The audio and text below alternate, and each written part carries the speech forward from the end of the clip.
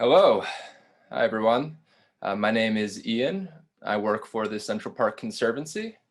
If you don't know about us, the Central Park Conservancy, we are the nonprofit that takes care of Central Park year-round. We know that unfortunately many people cannot make it to Central Park right now, so we wanted to bring the park to you. You can join us every Wednesday at 12:30 p.m. for one of these virtual lunchtime strolls through the park. Today we'll be exploring the North Woods. We'll be together for about 15 minutes, and all the photos you'll see on today's tour were taken by yours truly just this past Sunday.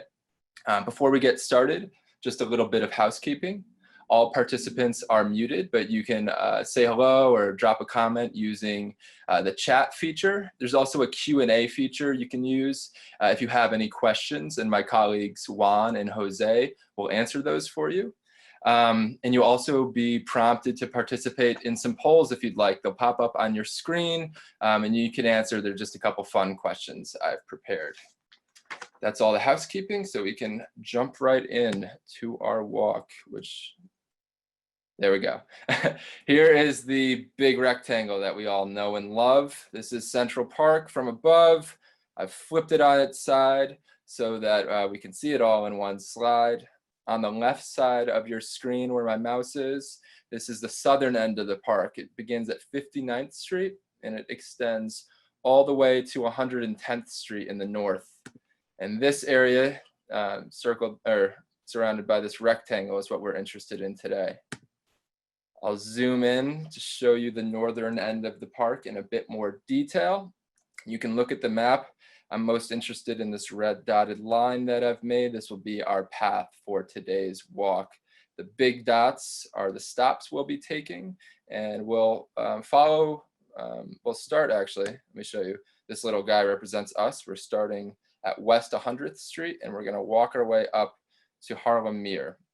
So you can take a good look at this. I'm gonna change the slide momentarily and show you that our walk is actually following a water course that pre-exists the existence of Central Park.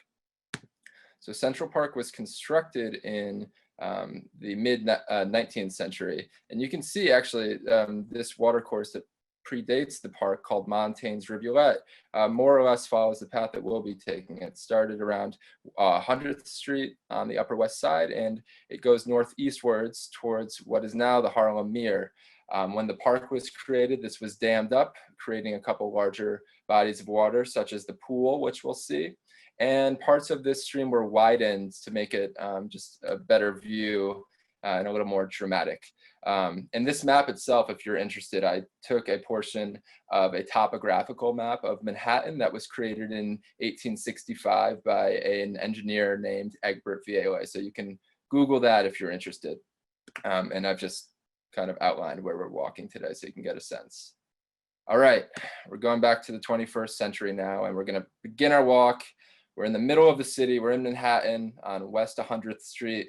It's very noisy. There are cars going by. There's tall buildings, very much in a city, as we know Central Park is. That is going to change momentarily as we walk into the park through Bois Gate. If you've been on any of our other weekly walks, you'll know that the 20 original entrances of Central Park, each are named, the Board of Commissioners who created the park named these gates after different segments of the population they envisioned using the park. If you've lived in New York your whole life and you've never seen these, that's okay. They're a relatively new addition. They were only inscribed in 1999. So we walk into the park. First thing we see is a flight of stairs. This is no accident. A lot of our entrances in the park have some sort of change in elevation. And what this does right away is it takes our ears to a different plane. And some of the city noises are lost in just a few steps. And we'll find ourselves in this lush green park, like this image here I took. Once again, this was from this past Sunday. So the park right now is just so green and lush. And in about 50 feet, you get the sense that you're in a very different environment than the city. And we'll walk down this path here, and we'll get to our first big stop, which is the pool. It is a body of water that's really teeming with life. You'll see these plants around the edge of the pool. Some of my favorite trees in the park surround the pool, and you'll see a lot of animals in this area as well. There's lots of birds in this area, turtles and fish. This is another view of the pool from the north side. Like I said, the park is very green right now, and that actually includes the pool itself. On the surface there, you'll see a green color. That's caused by a plant. It's a little tiny flowering plant actually called duckweed that grows very quickly, but it is a source of food for the birds that you'll find here when you walk by. So we're meandering around the pool. This was a really beautiful day when I took these photos actually. And we'll get to our first little bridge here. We're definitely not in the city anymore, but we're not quite in something I'd call the woods. And this little rustic bridge here is supposed to be a subtle cue that we're going to be changing the area of the park that we're in. These are constructed by the Conservancy from a wood called black locust. It's very strong and it's rot resistant. So it's good building material. And I think for the visitor, it's just it's a cute little design, and it is supposed to serve as a subtle psychological reminder that I'm not in a city, I'm somewhere else, I'm somewhere distant, or it seems that way at least. And actually, we're about to enter the North Woods, as you can see by our little guy on the map. I'll do our first poll, actually. I know everyone was looking forward to that. So I'll launch this. I'm just curious if you have been to the North Woods before, if you've been to Central Park, but you have not been to the North Woods, or you've never even been to the Central Park at all before. So you can vote there, and when that is all ready, I will reveal the results. All right, so we're about to get a much less subtle cue that we're changing our environment, and that is this huge stone arch here. This is called Glen Span Arch.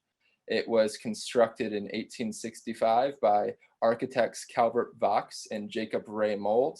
It's a pretty imposing structure. And you can see, as I said, it's made of stone. I have a historic image of the bridge here looking much different. You can see it was originally wood at the top. This is an image from 1866 in the winter. You can see the snow here. So this is just a year after it was constructed. And this actually went through a change. This is something I discovered I thought was interesting. In the 1880s, the arch was changed to all stone. So you can get a better view of it here from this photo I took. It is a physical transition to the North Woods, but the designers of the park were very meticulous about creating these psychological transitions as well. And I think you do get the sense that you're going somewhere new. I'm going to end the poll here. We had over 200 people participate, it looks like, or close to 200 people. Most of the majority, or the plurality rather, have been to Central Park, but have not been to the North Woods. So I'm excited to show you a new slice of the park. And for those of you that have been to the North Woods, I hope this brings up good memories. Going through here, it's a beautiful arch, and we are finally in the North Woods. The North Woods covers about 40 acres, so it's a big space. And I think most people would say that this is maybe the most quiet area of the park that you can go to. It's very serene. So if your purpose for going to the park is to get away from the city, I would definitely suggest this area. This is a typical landscape you'll see in the North Woods. Dense canopies, dense forest floor, and even fallen trees that make for a very rich ecosystem. It's worth noting that the North Woods is a really great destination for birding, and the biodiversity is part of what contributes to it as such a great spot for that. You'll see signs like this around the paths as we walk through. We want visitors to really enjoy nature, but of course, with the millions of visitors we get every year, we have to protect the landscapes. And by doing so, we have, once again, a really rich environment, and the ground is covered with small shrubs or herbaceous plants that we need to protect.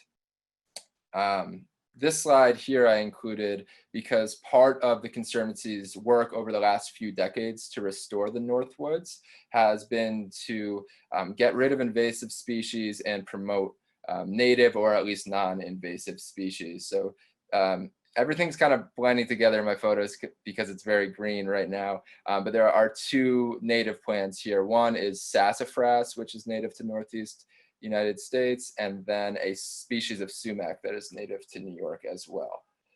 So once again, this just creates a rich environment for animals. And right past that grove of trees, we get to this rock outcrop where we get a very dramatic view. This part of the loch is called the ravine.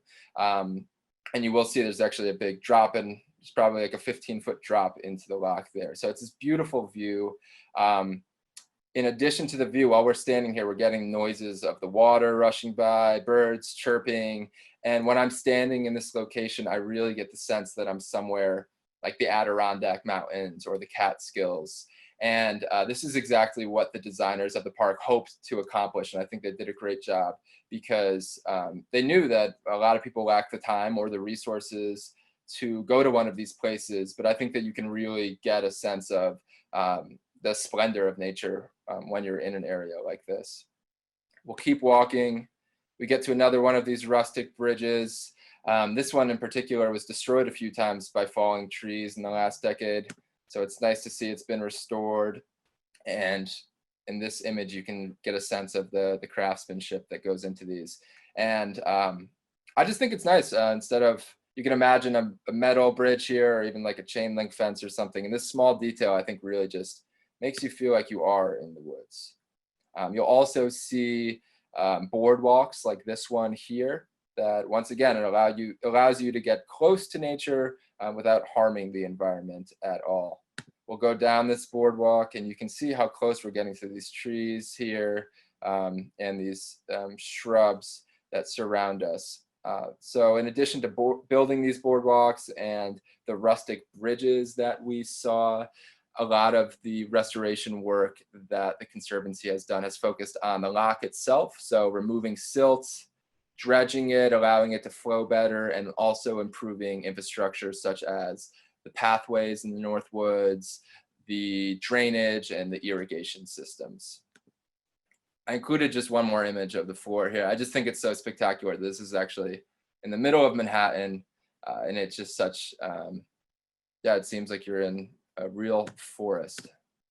One last picture of the map so you get a sense of where we've walked. Just northeast, not too far. We're following the loch and we will be at the Harlem Mere soon. One last dramatic image of the North Woods here. We'll see a cascade, this waterfall here. I think it's one of the coolest images in the park. And believe it or not, I haven't really emphasized this so much, but Central Park is completely designed by man. It's a deliberate design, and this waterfall did not exist before Central Park. But what they've accomplished here, the designers and everyone who upkeeps the park, is creating something that to me almost looks like a painting. And a lot of the inspiration for Central Park was landscape paintings of the American wilderness. And I think the designers did such a nice job here. And you can actually see this cascade shortly after it was created. It looks a little bit different because it's been changed, but this is from 1863. And you can just imagine how much work went into creating this. But I think if you were living in New York in the 19th century, you would have been amazed by this creation that's popped up in this slice of nature that's been put in your backyard. And as we're leaving the North Woods, we get another cool transition. This time it's Hudl Stone Arch. It's similar in scale to Glen Span Arch, which we passed, but its character is very different. It was designed by Calvert Vaux also, but this time he instructed the builders to find rocks around the park that were most reminiscent of untamed nature. So to me, the effect, it almost looks like a natural part of the landscape. You'll also notice a person walking over Huddlestone Arch. So both of these arches actually support drives that people run over, bicyclists ride over, and sometimes even cars go over. But you hardly hear these things at all. And the separation of grade just allows a lot of people to use the park with minimal stepping on each other's toes, which is really nice. And you'll get another image of the arch here, and you can get a sense of yeah, what I meant by it just feeling natural and like part of the environment. This is a appropriate time to do the second and last poll. If I can figure out how to do that. Yes, here we go. Great. I'm asking you this time, what was your favorite bridge? We saw two similar large stone bridges and then the rustic bridges. So this is Huddle Stone Arch right here. The first stone one we saw was Glen Span Arch, and then we saw a couple of the wooden bridges we call the rustic bridges. So I'll let you know at the end of the tour what everyone thought.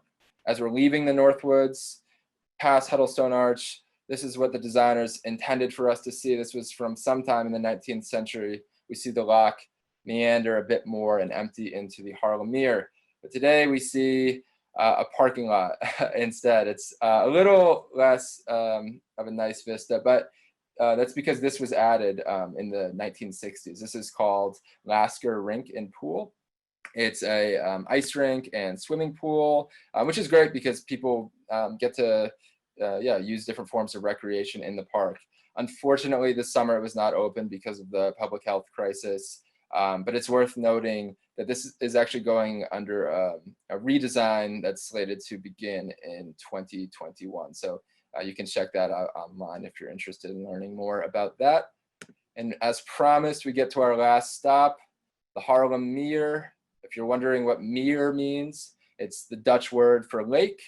And that's exactly what it is. It's 11 acres, so it's larger than the pool, but similar to that body of water. It is teeming with wildlife. You'll see turtles all around the mere, a lot of different species of waterfowls, and you'll see fishermen around because there are fish in the mere. And this was originally a tidal marsh that would empty through East Harlem into the East River. But once again, when the park was constructed, it was all dammed up, and you have something artificial now that looks very natural. So we'll check as we're ending the tour. I'm going to end the poll and see. Looks like Huddlestone won. Yeah, I really like it too because it looks, if not natural, very ancient, and it's only 150 years old, so it's not that old. Cool. Well, this was just a short walk, and we saw just a small slice of the Northwoods. Like I said, it's 40 acres, so there's a lot to explore. But I hope this gave you a sense of what is in Central Park, because I saw many people have been to Central Park but haven't been to this area, and it's amazing to me just the diversity in like areas in the park, and you can go to somewhere that feels like you're not in New York City whatsoever. So I hope you enjoyed this and learned something new. I want to thank everyone for coming. If you'd like to stay connected to Central Park, you can see some resources here. You can go to centralparknyc.org/mycentralpark. You can share your own stories about the park via this hashtag, mycentralpark. You can hear other people's stories, and then you can access some fun resources. Like we have some coloring pages, word scrambles you can use, and probably most exciting, you can get a cool Zoom background. Like I have, we have a lot of different ones, so you can download those. We'll be back here same time next week at 12:30 at Wednesday. You can sign up for that on our website. And once again, I just wanted to thank you all for coming. I hope you enjoyed it. I will keep this open for a few more minutes if you'd like to ask my colleagues any more questions. Otherwise, from the Conservancy, I'd like to say stay safe and be well.